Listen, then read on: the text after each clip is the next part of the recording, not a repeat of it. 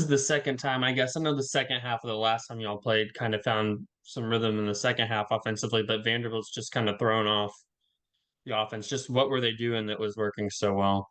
Changing defenses, literally every trip down, causing some confusion, causing some pause, causing some uncertainty. And when you play uncertainty with uncertainty against them, it really stalls you out. It makes you look disjointed, forces you into some tough shots. And then y'all know this, y'all have watched this a bunch. Y'all know that we're very sensitive to how we play offensively, and it starts to affect our defense. And I think that also showed in the second half. I just, when you get a 30-second shot clock violation on the first possession of the game, you think, okay, maybe this is the night. And then it just did not materialize. But those two guards are incredibly hard to guard.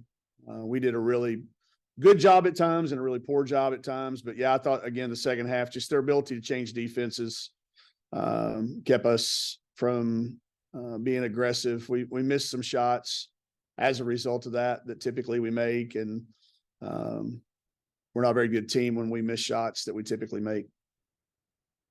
And then, y'all, Michaela hits that big three to put y'all up 47-46 and climbed all the way back. And then Vandy closes that quarter on a 9-2 run. Just how critical was that stretch? That was probably the difference. I mean, if you want to go back and, it's obviously accumulation of the entire game, but if you want to look at a turning point, that was it. I think we got a couple times in that one. If it's the same one you're talking about, Ethan, we would get a stop and they would get an offensive rebound, or we'd get a stop and it'd get kicked out and they get the 50-50 ball. And there's no question they played harder than we did. And that's the discouraging. We're there. We're discouraged. We're disappointed that we have not learned our lessons in losses. We've not learned our lessons trying it the ways that we've tried in the past. I just told the team that, trying the same thing over and over and expecting a different result, not a good method. I have stuck with some philosophies and some things that I have found to be beneficial in the past that don't translate to this team. And some of it I buried my head in the sand too. Some of it we've known about, and I've just buried my head to it. I promise that won't happen. I just made that promise to those kids that we're going to be very introspective, and there will certainly be I think noticeable changes in things that we're trying to make some improvements. Well, thank you, Jordan. Yeah, I just have one. Sam seemed really passive today. I know she struggled with the turnovers lately. Is there anything to that, or is that just a result of Mac being hot tonight?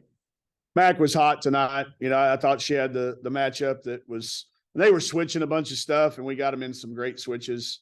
I think it's middle of February. We do have kids that are logging a lot of minutes, but our bodies were in good shape. We don't put those loads on them in practice.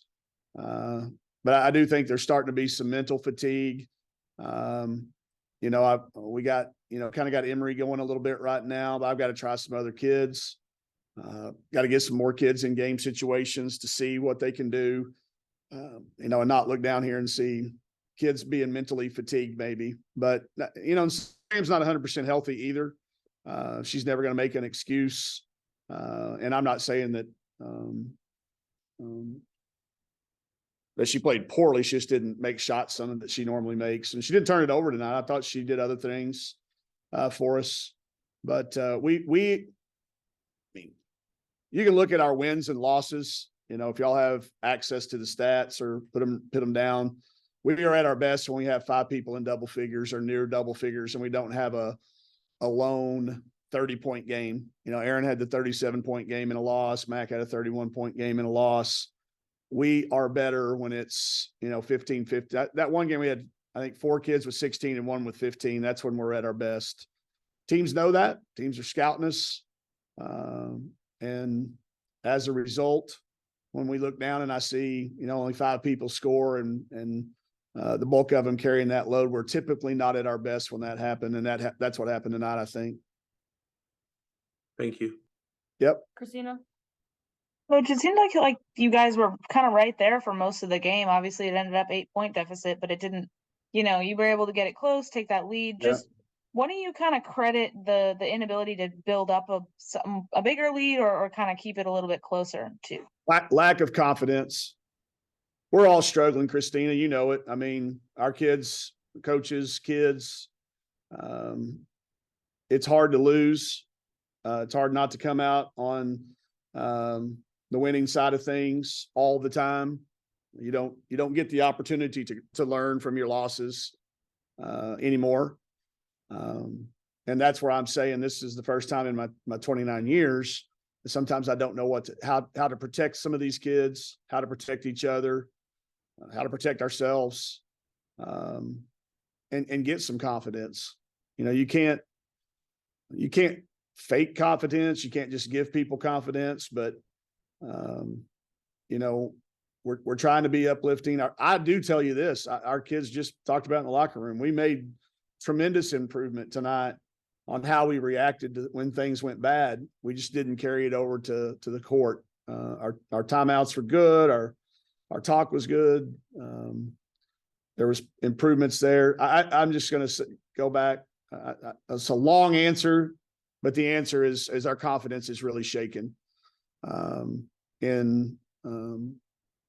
I think that's why we miss easy shots. Again, I say shots that typically some people have made. My confidence is shaken to make tough decisions because we haven't come up with the results that we wanted. I don't know how much better or worse we played. I hate doing these press conferences right after because it's always better than I thought when we lose, and it's worse than I thought when we win. But I did say the other night against Auburn, I didn't let we played any better against Auburn. We just got the win. So it kind of feels the same. But we made the decision to try to peak in later in the year this year. This group has been heavily scrutinized for not winning in the NCAA tournament, even though there's a lot of reasons, not excuses, but reasons. Didn't get to host, had to play a neutral side. Our best team didn't even get to play in the tournament. It's unfair that this group has to listen to that. It's not fair, but it's loud. So our confidence is shaken. I will use every resource available. I will talk to, we've got our motivational coach with us. He'll probably sit with me on the plane on the way home. We'll push every button we can because I do believe that we've still got a team that can finish what we started. Tonight's our first loss to somebody that's below us in the net. It's our first loss to a team that we were favored over using any of the metrics, any of the predictive metrics out there. It is our first loss to a team that like I said, we weren't favored to lose to. So that it does hurt a little bit. But Vanderbilt did outplay us tonight. They played harder. They played more inspired. They had to be 85 to 90% of the loose 50-50 balls that were just up for grabs that just mathematically you would think you would get 50% of if they're called a 50-50 ball, but we can't call them that anymore. Some of that'll be technique. Some of it'll be, maybe I've overvalued